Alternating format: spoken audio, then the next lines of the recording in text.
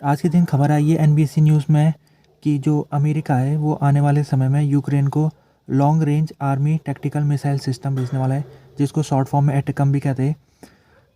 ये एटकम जो होगा ये लॉन्ग रेंज होगा, जो कि यूक्रेन की लंबे समय से डिमांड रही है।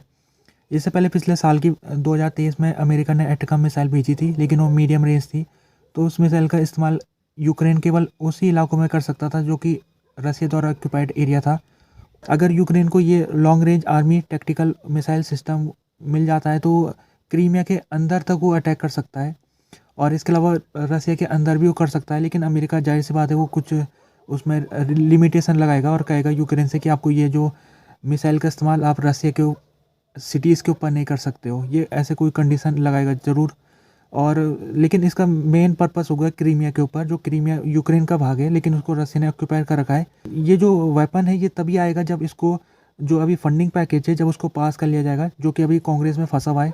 इसको सीनेट द्वारा पास तो करा दिया गया था, लेकिन जो हाउस ऑफ रिप्रेजेंटेटिव है वहाँ पर अभी फंडिंग पैकेज रुका हुआ है और वहाँ पर पास होना इसको ज़रूरी है। तो $60 बिलियन का पैकेज है। अगर ये पैकेज पास हो जाता है तो उसके तुरंत बाद यूक्रेन को जो वेपन्स मिलेंगे उसमें सबसे पहला वेपन्स उसको long range army tactical missile system ही मिलेगा। यूक्रेन की जो सेना है वो इस समय हैवी फायर का सामना करना पड़ रहा है उसको जयपुरी एरिया के क्षेत्र में। कल के दिन खबर आई थी, कल परसों के दिन, कि जो रसिया है उसने अदिविका में कब्जा कर लिया था पूरे तरीके से। और अदिविका में जो कैप्चर हुआ था उसमें जो जयपुर एरिया का रास्ता वो खुल गया था, क्योंकि अदिविका से लगभग 15-16 किलोमीटर की दूरी में जयपुर एरिया पड़ता है। तो अब रसिया का जो अगला निशाना वो जयपुर एरिया हो रहा है। तो जयपुर एरिया अदिविका के मुकाबले बहुत बड़ा शहर है, और अगर ये रसिया के कब्जे में आ जाएगा तो ये रसिया के लिए बहुत ही बड़ी जीत मानी जाएगी। लेकिन यूक्रेन भी इसको इतने आसानी से जाने नहीं देगा, और उसने यहाँ पर काफ़ी अच्छा डिफेंस कर रखा है। लेकिन उसको जो उसका अभी इस क्षेत्र में लड़ाई आज के दिन काफ़ी ज़्यादा बढ़ गई है, ये खबर मिली है। और जिस प्रकार से अदिविका की बात की जाए तो अदिविका में जो रसिया ने कब्जा किया था परसों के दिन, तो अदिविका का जो कब्जा था उससे रसिया का जो मोराल है वो काफ़ी बढ़ चुका है। यूक्रेन की मिलिट्री ने आज कहा है कि उसने 2 रसिया वार प्लेन को शॉट डाउन कर दिया है। और ये जो वार प्लेन थे, एक का नाम था Su-34 फाइटर बॉम्बर और दूसरे का नाम था Su-35 फाइटर बॉम्बर। ये जो बॉम्बर थे ये दोनों, तो इसको रसिया इस्तेमाल करता था यूक्रेन के खिलाफ, और इस वार प्लेन के द्वारा Russia highly destructive guided area bomb ये यूक्रेन के ऊपर छोड़ता था। तो आज के दिन यूक्रेन ने इन 2 वार प्लेन को गिरा दिया है। इससे पहले भी कुछ दिन पहले खबर आई थी कि यूक्रेन ने 3 रसिया Su-34 को गिरा दिया था और एक 1 Su-35 को गिराया था। तो कुल मिला के अभी तक इस हफ्ते में 7 रसिया के वार प्लेन शॉट डाउन हो चुके हैं। और ये सब कुछ इसलिए हो रहा है क्योंकि जो यूक्रेन है उसको अच्छे वेपन्स मिलने शुरू हो गए। उसको पैट्रियट मिसाइल उसके पास, इसको एयर डिफेंस मिसाइल कहते हैं। तो ये जो मिसाइल है ये काफ़ी अच्छा काम करती है। अगर कोई भी वार प्लेन यूक्रेन की एयर स्पेस में आता है तो यूक्रेन के जो ये डिफेंस मिसाइल है ये उस वार प्लेन के ऊपर हमला करके उसको शॉट डाउन कर देती है। आज के दिन रसिया ने इसको ब्रीफिंग दी है, और ब्रीफिंग में उसने कहा है कि रसिया के कुछ लोगों के ऊपर जो हमला हुआ था, जैसे कुछ बड़े बड़े जो पदाधिकारी है, खैरसन के जो गवर्नर है व्लादिमीर सोल्दो, इनके ऊपर अगस्त 2022 में इनको जहर दिया गया था, और जहर इनके जो सैप है उन्होंने दिया था। तो इसके बारे में लग ही रहा था पहले से कि यूक्रेन का हाथ इसमें हो सकता है। और दूसरा व्यक्ति लुहांस्क के गवर्नर लियोनोड पेसिजिक, इनको दिसंबर 2023 में जहर दिया गया था। तो ये दो लोग थे, ये रसिया के बड़े बड़े पदाधिकारी थे, बहुत बड़े अधिकारी थे ये। तो इनको जहर देने का जो बात है उसमें अब रसिया ने भी मुहर लगा दिया और कहा है कि इस जहर जो दिया गया उसमें यूक्रेन मिला हुआ था इस जहर की साजिश में। यूरोपियन कमीशन की जो प्रेसिडेंट है उर्सुला वॉन डर लायन, उनको लगता है कि दोबारा से उनको यूरोपियन कमीशन का प्रेसिडेंट का जो पद है वो मिल सकता है।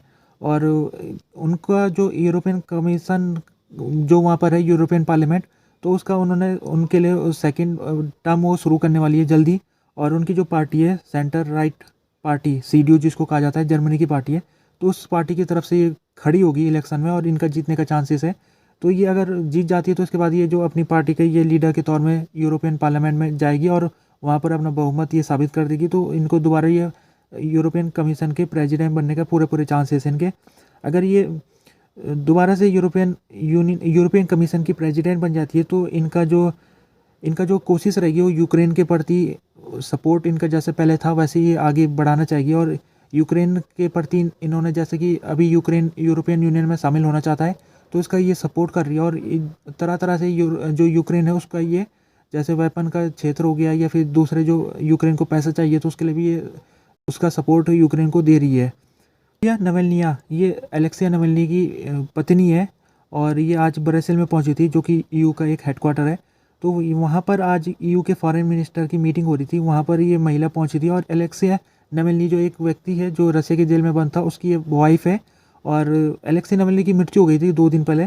तो जो मृत्यु है उसके अभी कारण नहीं पता कि क्यों वो उनकी मौत हुई थी। कुछ लोग कह रहे हैं कि रसिया ने इनकी हत्या की है, जबकि कुछ का कहना है, जैसे रसिया भी कह रहा है कि वो कुछ सिंड्रोम होता है, सडन डेथ सिंड्रोम, जिसमें कोई भी व्यक्ति कभी भी कुछ भी शरीर में कुछ ऐसी घटना हो जाती है जिसके कारण उसकी मौत हो जाती है। यानी कि कोई रसिया कहता रहा कि इसमें कोई साजिश नहीं है और ये नेचुरल इसकी डेथ है। तो ये जो महिला है ये यूलिया नवेल्निया, ये कह रही है मीटिंग में जब पहुंची ईयू के, तो इन्होंने कहा कि ये रसिया की जिम्मेदारी है, रसिया का ही हाथ है इस हत्या के पीछे। और साथ में उन्होंने ये कहा है उनसे, जो ईयू के फॉरेन मिनिस्टर थे मौजूद मीटिंग में, उनसे ये महिला कह रही है कि आपको जो इलेक्शन होने वाले हैं रसिया के प्रेसिडेंशियल इलेक्शन, आपको उसको रिकॉग्नाइज नहीं करना है, क्योंकि ये जो इलेक्शन है इसमें पुतिन का जीतना पक्का है। तो आप ये जो इलेक्शन है फ्रॉड होगा, तो आप इसको रिकॉग्नाइज ना कीजिए। इसके अलावा ये यूरोपियन यूनियन के फॉरेन मिनिस्टर से ये भी कह रही है कि आप रसिया के जो प्रेसिडेंट के ऊपर सैंक्शन लगाइए और कड़े कड़े सैंक्शन लगाइए। इसके अलावा जो रसिया के पुतिन के अलाई है उनके ऊपर भी आप सैंक्शन लगाइए।